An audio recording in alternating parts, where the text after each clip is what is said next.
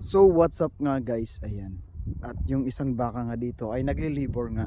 So kung makikita natin ay i-check ko ngayong hapon bago kami umuwi ang aming mga springers. So ayan, lumalabas na yung kanyang paa at ang kanyang ulo. So maya maya lang yan ay lalabas na guys.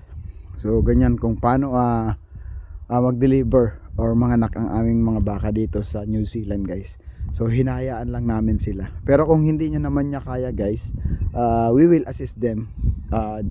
Dinadala namin sila sa shed para tulungan at manganak guys. Pero kung mamaya habang iikot muna ako at hindi pa siya nanganganak, hihilain ko yan guys. Ayan.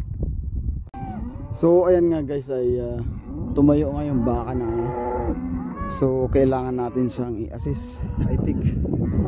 Kaso lang problema ko, wala akong tali guys. Ayan. So tatawagan ko yung kasama ko guys.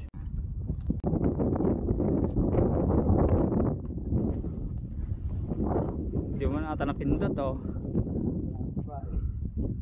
Ano po, si Mayor, napakatindi po magpaanak ng baka.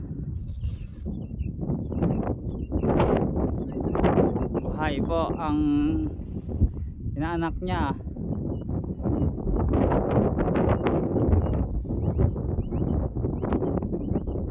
Success delivery.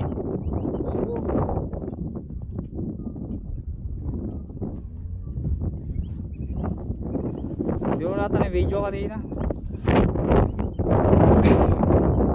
Ayan nga guys, kasama ko si Kelvin at napaanak na namin yung baka guys. Ayan nga guys yung medyo mahirap, laki ng ulo. Kung wala si Kelvin hindi ko na kaya guys. Ayan. Okay. Ayan, ito po sa inyo Mayor Selfie Boy. Ayan guys, don't forget to share, like and comment sa aking YouTube channel guys, Caleb Family Vlog. So maraming salamat mga kabaka. Bye bye.